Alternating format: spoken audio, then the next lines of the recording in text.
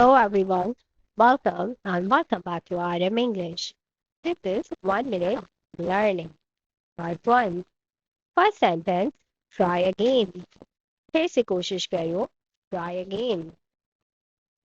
Once more या once again भी कह सकते हैं, जिसका मतलब है फिर से.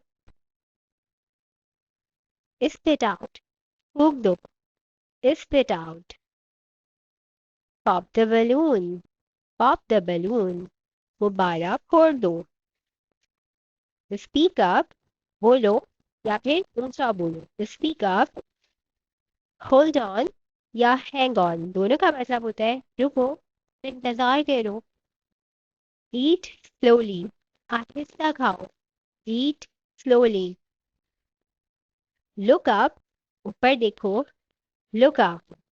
लुक डाउन का मतलब नीचे देखो. Thank you for watching.